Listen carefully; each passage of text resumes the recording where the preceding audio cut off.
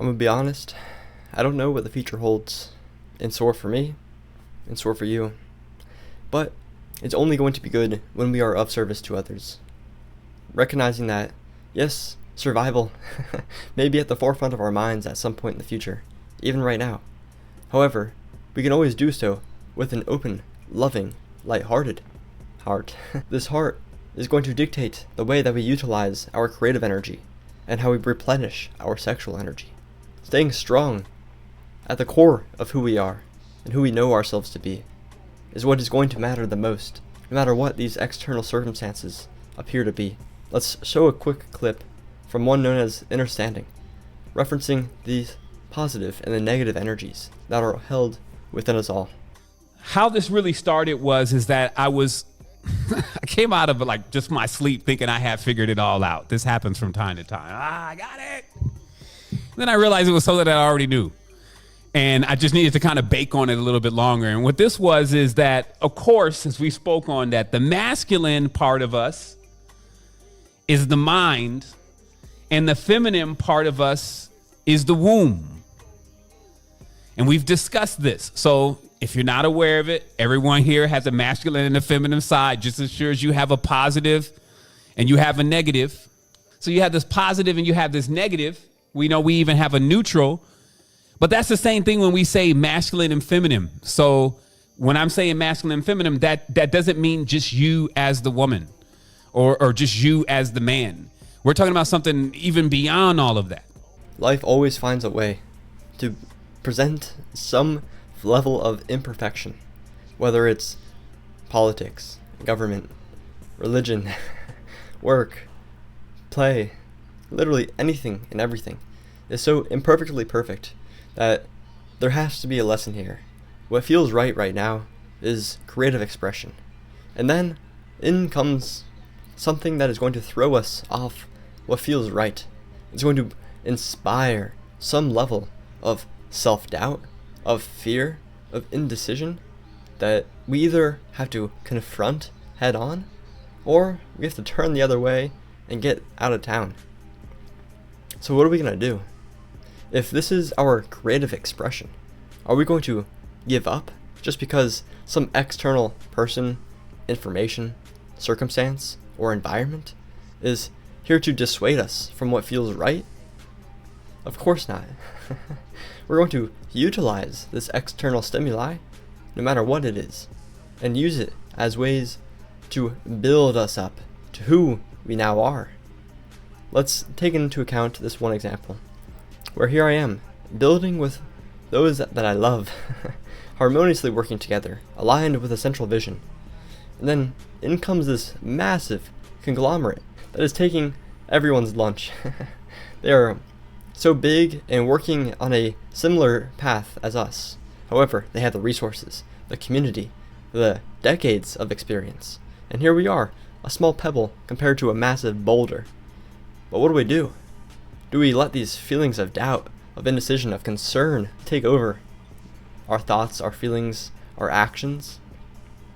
Or do we simply take into account that here exists a company that we previously had no idea was in town? And with this newfound information, we're going to continue to build. We're going to utilize our strengths in ways that we may not have even recognized in the past.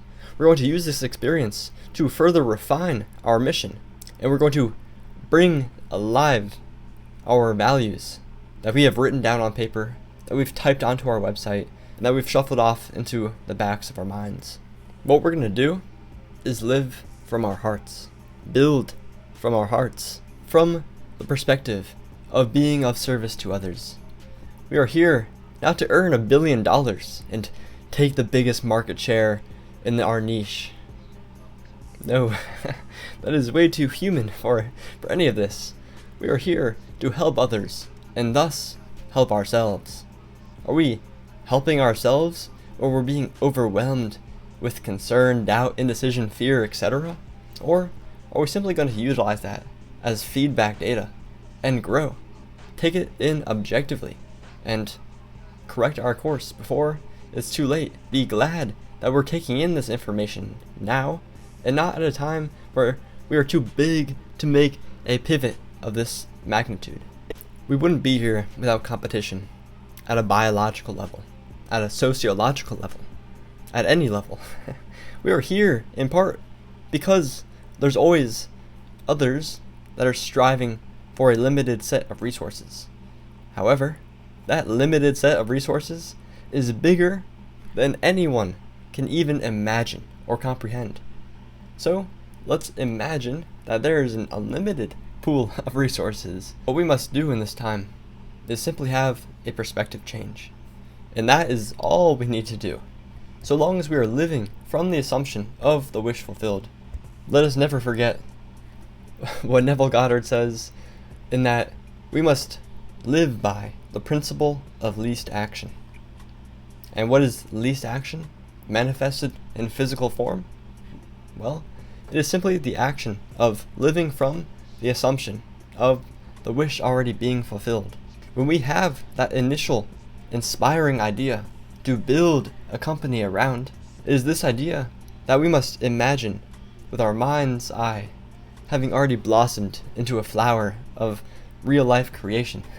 We are living in this world, in a world where our company is thriving, where the products that we have built are servicing countless numbers of customers, of people, of humans. And if we really want to live from the assumption of the wish fulfilled, then we must be taking that future idealistic goal, bringing it over to the present moment, and now living in this present moment with our goals already having been fulfilled. And so what if a competitor comes in, or something crazy happens, or what have you? It doesn't matter, because we've already taken that end goal and brought it into the present moment and are living from that feeling and that vision of the wish already having been fulfilled. I will recommend a fantastic video by Joseph Rodriguez detailing a very specific story of this concept played out with remarkable success by Neville Goddard. Let us never forget that we have the positive, creative energy of our masculine, but also the negative, sexual energy of the womb. And at the balancing point is our heart. This neutral point can be utilized for service to self or service to others. The choice is yours, it is mine, it is a choice that we all make. And it is a choice that is influenced by external stimuli each and every second of the day. Now, while we may feel down and beat up and discouraged by these competitors coming in and swooping up our dessert, it doesn't even matter if our company crashes and burns and dissolves today, because at the core of who we are selfless beings, here to help others. I will close by saying that all we have to do is take action that is inspired by love. Love is what has guided us towards creating these companies, towards working with others, towards uniting along a central vision. And it is love that will guide us through the storm.